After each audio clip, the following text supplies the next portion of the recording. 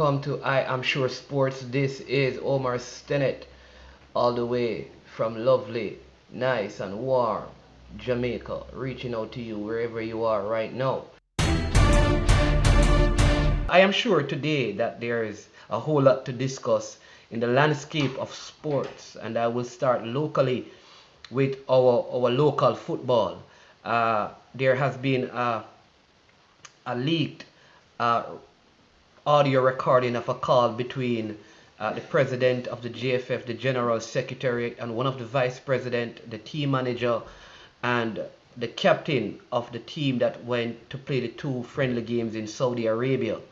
And many people have different comments as to what was that all about. But in all, when I listen to the conversation, I believe it's a very good thing that at this point of our football, we have a national player. His name is Damian Lowe, who uh, said in the interview that he has a degree in business law. He was negotiating on behalf of the rest of the team. And I thought he did pretty well because there was an amicable arrangement that was agreed between the GFF and the players. And so the games went on, the players were paid, and the GFF came out looking good. And so I must commend them. The conversation may not have gone the way that some of us would have wanted it to, but the end result of that conversation is that we had a smooth chip for the most part, and the players who normally complain about their wages at the end of game, and actually sometimes even while they are in the country that the game is being played, on this particular occasion, all those arrangements were made because of this phone call. And I think it needs to be a part of the practice as the Jamaica football team looks to the upcoming World Cup qualifying.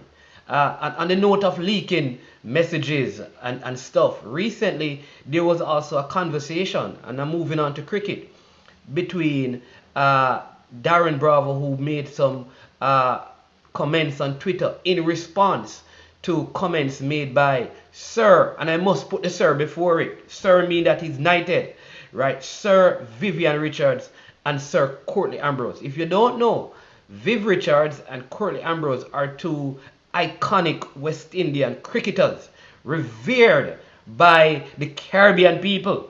All right, and so though they may not have a right to have said what they said, when it comes on to West Indies cricket, they have a right to speak. In the same way, I believe Darren Bravo has a right to speak. But I always tell people that when you're in a certain position, right, it's not everything that is right to say needs to be said. In other words, it may be right for you to say it, it may not be wise for you to say it. And my suggestion to Darren Bravo is this: it's okay if you feel like you need to comment, but let your butt do the talking. Let your butt do the talking. When you hear from persons like Viv Richards and Courtney Ambrose, you don't try to take them on, because then you have the entire Caribbean going against you because these guys are so revered. Let your butt do the talking. Go and make some runs, and then that gives you a right to say what you want to say. But right now, you have not built up enough credit to say certain things when certain legendary cricketers have made certain comments. That's my thing. But as a human being, all of us have a right to our opinion. It's just that it is not always wise to state our opinion. And so if I were you, I would have gone to Bangladesh to make some runs, and then I would then say to Courtney Ambrose and to Sir Viv Richards, look what I have done. What do you have to say now? Right? And also, I would say to Darren Bravo is this: the last time you came out and kind of spoke against someone who was Dave Cameron at the time, since then your career as a West Indian player has been on the decline. Now, so maybe, just maybe, you ought not to say. I am sure that that would be a better thing for you, Mr. Bravo. All right? So let's leave that. I also want to hear from my NFL people. I want to talk to you because the New York Giants are apparently blaming the Philadelphia Eagles for them not making the NFL playoffs. And what they're saying is that the game last weekend between Washington and Philadelphia, if because the Giants won their game, if Philadelphia defeated Washington, then the Giants would have gone into the playoffs. Now, what I'll say to the Giants, 3 weeks before this game, if you had won just one of your games, it would not have mattered what the Philadelphia Eagles did or didn't do. So don't blame anyone for your poor performance. In fact, you would have entered the playoff with a losing record. You should be glad that you were spared the embarrassment. You are my team because I love the Giants. But you should have been so glad that you were spared the embarrassment of probably being, seriously spanked in the playoffs because of how poor you have been offensively all season. So leave the Eagles alone and get yourselves together for the next season. And that's to all my Giants fans out there. Of course, we always want to touch on a little football because that's our heartbeat. And right now, we have to just again lock into the English Premier League. Interesting things are happening because the transfer window is now open and we haven't seen any major movement in terms of players coming into the clubs. We have heard many speculations of people losing, but here's what I believe, like the top teams, I believe that Manchester United needs a proper centre forward, younger than a Cavani. Alright, and I believe if they can fill that, then they have a good chance. I think that's the one area that Manchester United is lacking in right now. Alright, let's move to Liverpool. I believe right now Liverpool needs a centre back close to Van Dijk quality who can make those long passes from back to front. That will help Liverpool. So that's two. Manchester City, I believe, just need to get all their players back fit and healthy. That's number three. Arsenal, you're not going to challenge for the title, so get a number 10 who can replace Emile Smith Rowe, so you don't put too much pressure on this young footballer. You get a creative number 10 who can possibly slide to the right or slide to the left, who can play in any one of the three positions behind your central striker. If you can get that, I believe for this season you would be okay to finish in the top six, possibly, if Thomas Partey comes back in and he is able to stay fit for the rest of the season. I believe you stand a good chance. I think you also, I would say Arsenal, you also need a goalkeeper because Alex Runarsson, who you purchased, cannot be your backup. You don't have a backup goalkeeper, and if Bert Leno should get injured, you're back at square one.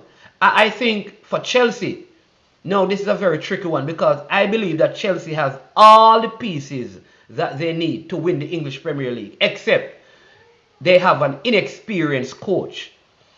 I don't know if they'll be willing to change their coach at this time, who is Frank Lampard. But I think that that's the area that Chelsea needs to really look at, and that's the area that they need to address. Do we make a replacement now with the coach, or do we leave Frank Lampard and do what? Go and spend the next 200 million? That's where that is for Chelsea. Tottenham, I think Tottenham is not going to purchase anybody. I'm kind of thinking Tottenham is going to be around 4th and 5th.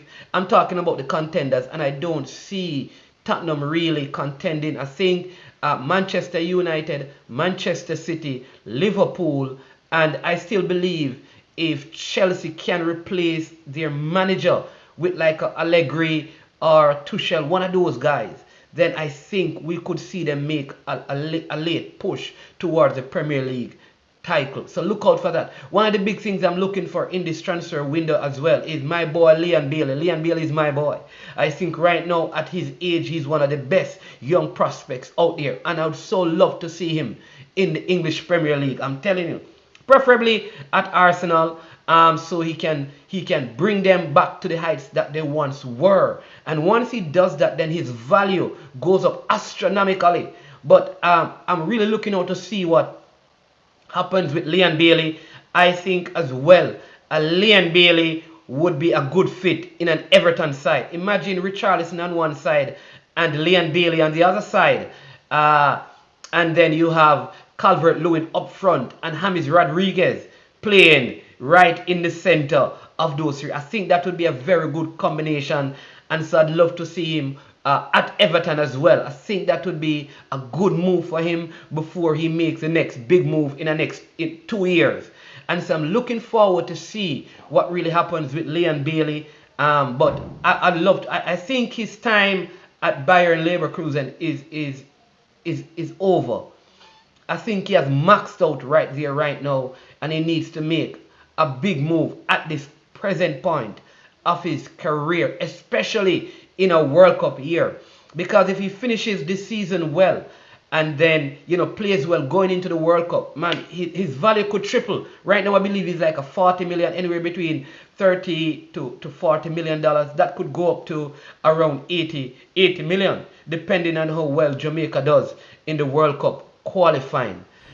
And I am sure that this Premier League season is going to go down to the wire. And I am sure that Darren Bravo will not be respected in the Caribbean until he starts make his butt do the talking. And I am sure that Damian Lowe is the negotiator for the Reggae Boys team. And I believe he got more out of this deal than the JFF did.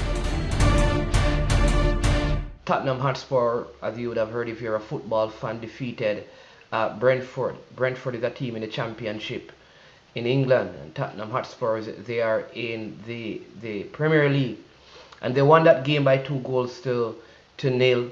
Sissoko scored the first goal and Song scored the winner late in the game. Very good goals Tottenham scored, but very difficult game.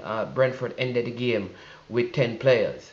And so Tottenham are in the final, and they will be meeting either Manchester City or Manchester United. Both teams meet today in the second semi-final of the Carabao Cup. That's what they call it. I call it the Man City Cup because this is a cup that Man City seems to win every single year. So look out for that. Pep Guardiola has come out. This is the Man City coach, and said that he has a few players who are affected by the COVID, and so he will have to play a weekend team. But a weekend Man City team is still a very strong team. So look out for that. Elsewhere in the EPL, you know that this weekend there are no EPL games, but there are a lot of FA Cup games coming up. So look out for that. Mesut Ozil looks like he's set to leave Arsenal. That's a £350,000 a week player who has not played because there is a falling out either between him and the Arsenal owners or between him and Mikel Arteta. No one knows the truth right now, but we will see, we will hear, and I am sure that we will know what is the real matter with the thing. Had some NBA games last night as well, so let me give you the results of some of those. The Denver Nuggets defeated the Timberwolves 123-116. The San Antonio Spurs defeated the LA Clippers 116-113. The Bulls defeated the Trail Blazers 111-108. The Lakers won their game. They defeated the Grizzlies 94-92, and the Nets had a commanding win over the Jazz 130 to 96. So interesting things going on in the NBA today. We have the 76ers playing the Wizards, the Magic playing the Cavaliers, the Pacers play the Rockets, the Heat play the Celtics, the Hawks play the Hornets, and the Knicks, who's the Jazz. Then you also have the Pelicans and Zion Williamson taking on the Thunder, the Bucks and the Pistons, the Suns with Chris Paul take on Kyle Lowry, and the Raptors and the Kings go up against the Bulls, and Steph Curry, who has been on fire, I think he has 92 points in the last 2 games. His Warriors take on Kawhi Leonard and George Paul and the LA Clippers. And so look out for those games. And remember, this weekend, look out for the NFL wildcard playoff games. They are going to be so good and interesting. Very interesting NFL season, because the NFL has been affected by the COVID, and teams are not allowed to put off their games because there's a set time for the games to be finished. And so what is happening is that teams are playing with weaker teams, and so it is so unpredictable in terms of who will win. And but I am sure that the Kansas City Wizards will come again and repeat as champions. That is what I really believe, just based on what I've seen so far in the NFL. The Italian Serie A also restarted. You know, they take a winter break, unlike the Premier League. The Serie A and the Bundesliga and the La Liga take a winter break, so they restart today. The early game, Roma, Croton playing Roma, leading that one 3-1, and Inter Milan are actually down. You know, Lacuca didn't start and he came on, so look out for that as well. But one of the things I want to continue is this whole thing with the JFF and the Jamaica national football team and the discussion, because many people are on the players' side saying that, you know, the discussion sounded like the JFF are some colonial masters and they were laying down their laws and expect the players to comply totally. I don't see it like that. I see it as a negotiation. However, I believe that the GFF they never know that they would come up under such pressure from a young footballer. Because remember, after the discussion, they still went to Saudi Arabia, and Lowe was still the captain of the team. And once the games were done, you didn't hear any complaints. So, you know, this idea that people have, that once people argue or discuss something, relationship breaks down, is not true. I think it was a healthy, vibrant, strong discussion, and we need that. Sometimes the best way to get the best results is to have a strong conversation. Sometimes even shout, and then we come to amicable solutions, which I think is what happens. I don't think there was anything bad. I don't think the JFF were being backroom masters, as some would say. But here is the truth. The truth is very simple, you know. It's very simple. The players needed X amount, and the JFF only wanted to give a certain amount. And at the end, both came to an agreement. And nothing is wrong with that. Nothing is wrong with that.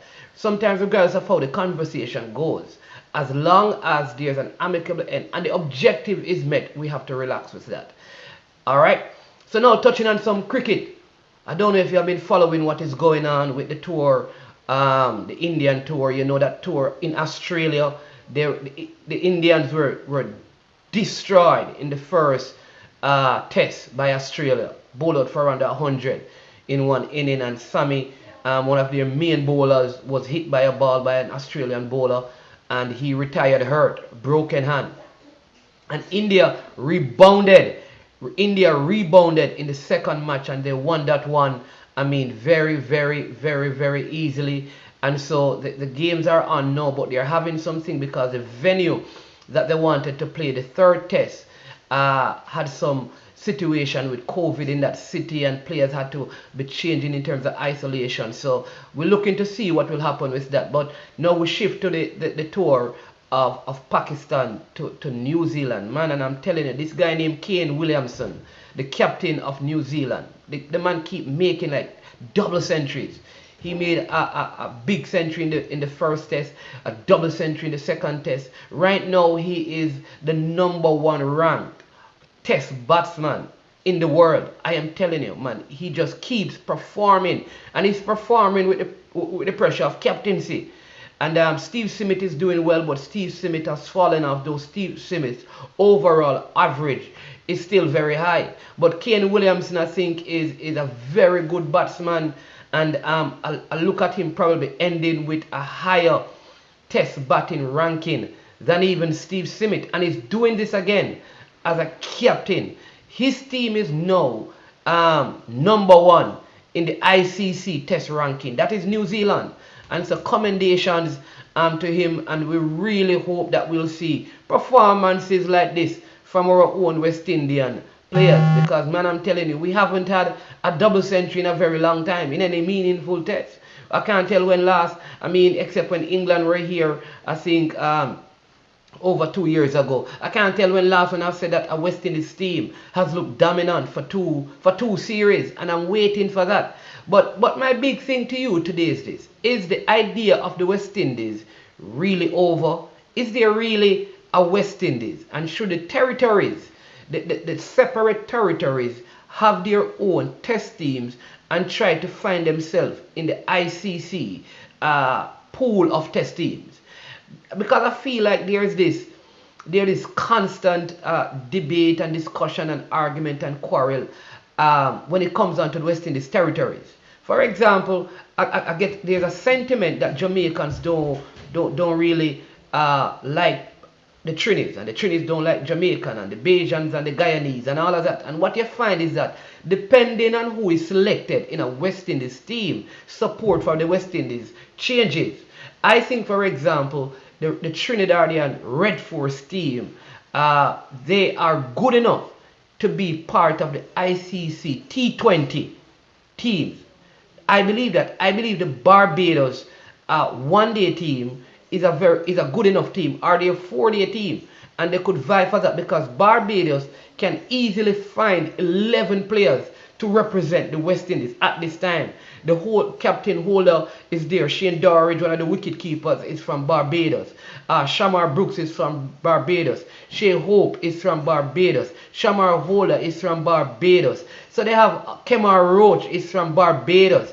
And so the list goes. Craig Brathwaite is from Barbados, and the list goes on and on and on and on and on. And so maybe we need to look at that, because there is this consistent and constant argument going on when certain players are selected and their performances, and it also depends on who is coaching the West Indies team. It depends on who is the managers. And so here it is, people believe that there's a strong bias towards Trinidad because of Skerritt, and he's a Trini. And when Dave Cameron was in, there's a stronger leaning towards Jamaican and Bajan because he had a good relationship with both sets of people. And I just believe the idea of the West Indies is a long gone idea. What do I mean by that? When this original idea of the West Indies came up, individual territories could not put forth a team. We didn't have the resources and the amount of personnel to have a team to challenge at the ICC level. And so the entire Caribbean merged and became one. We have become disintegrated. We are falling apart. We can't even have economical stuff in the Caribbean. There is no CARICOM really, when you look at it. So if we don't have it at that level, at the governmental level, how do we expect to have a West Indies team that perform effectively you understand me? At the sporting level? It's not going to happen, and we probably need to seriously consider. I am sure that a serious consideration right now is to have individual territories vie to represent themselves at the ICC level. I am sure of that. All right, of that I'm sure. And so have a great one. It was a pleasure being with you again. Remember, check us out. What we want you to do, we want you to like, we want you to share, we want you to subscribe, and we want you to follow. Check us out on Facebook and check us out on YouTube. This is I Am Sure Sports, and I am sure that we would do better if we were separated as a Caribbean team. I am sure that Manchester City, even with a weekend team, will win today. And I am sure that Kane Williamson will finish his test career with a better batting average than Steve Smith. I am sure, and this was I Am Sure Sport.